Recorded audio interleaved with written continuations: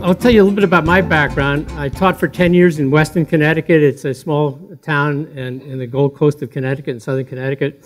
I taught government. I taught American history. I was a head soccer coach, head of the teachers union, so my candle was burning pretty bright at both ends. So I decided to take a leave of absence. So I packed my family on a plane. We came out to California. I was going to just take some courses at Stanford, sort of a walk-on. And I could. Anybody can do that if you have enough money. And so I started taking courses at the School of Education, and I realized, because I wasn't in a degree program, that I couldn't get any GI Bill that I had didn't work. I had to be in a program. So I was there for about a month, and I asked one of the professors, please get me in something, because I'm going to starve to death here. So he got me in a master's program at Stanford in administration and policy analysis. And about 4 months later, another professor came up to me, Dick Gross. He said, Paul, would you like to stay on for your PhD? So by that time, we'd gone through one summer with no mosquitoes and one winter with no snow. And those of you who've experienced that know what I'm talking about. So we stayed here. And after I finished my PhD at Stanford, I decided to get a job in the schools. I got a job in the South Bay, where I was assistant principal of a brand new high school. My job was curriculum instruction. And one of my jobs in curriculum instruction was to head the guidance office, and one of those jobs was to have a financial aid night at the school. I didn't know anything about financial aid, so I would get somebody from a local community college or somebody from San Jose State every year to give a financial aid night, and we'd pack them in. There wouldn't be an empty seat in the house. There'd be 300 or 400 people would come into the auditorium and say, oh, I'm going to figure out how to pay for Stanford tonight. And the person would talk for about an hour. Well, I'll distill what they heard in an hour in about 10 seconds.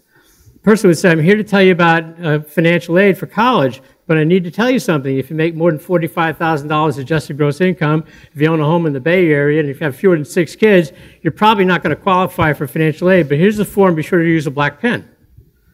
Oh. So people, you can see they came in thinking Stanford and left thinking State or community college. And I did that for 6 years. I didn't know I was doing anything wrong. So I left there and I became principal of the high school right up the road, Gunn High School. I did the same thing there, getting some outside speaker. And then I decided I had enough of night meetings, so I decided to go into the private sector. And I found out that some things about financial aid. One of the things I want to tell you about in those presentations that I would get from people from community college and from San Jose State, with a straight face, they would look at an audience of 300 people and they'd say, parents, paying for your child's college education is an investment. Well, I don't know about you, but where I come from, an investment means you have a chance of getting your money back. It's not going to happen. And if you think your kids are going to take care of you in your old age, you better adjust your medication. That's not going to happen either. And one of the other things, this is what we think sometimes as parents. If we sacrifice everything on behalf of our kids, there's a special place in heaven. I got a flash for you. If there is, it's called Stupid Corner. Don't go there. So we have a lot of things to talk about here, and one of the things I want to talk about, I'll be talking about financial aid. That's the easy part, and I'll tell you how to navigate that system. And then I want to talk to you about, okay, that's the hard part, is covering the costs that aren't covered by financial aid. I think when you understand some of your options, maybe some of you will leave this auditorium tonight feeling a little more relaxed and say, yeah, it's not going to be easy, but I think I can do it. Because as you're going to discover that once you find out how to pay for college, suddenly college options begin to have an upgrade. Because I'll show you later on, it doesn't matter what it costs, because it may cost you the same to send the kid to a $60,000 a year school as it would to send him to a $12,000 a year school. So stay tuned for that kind of stuff. But after I left Gunn High School, I was looking for a job. I poked my head into a place in Burlingame. I said, what do you guys do here? He said, well, we help people with college financial aid.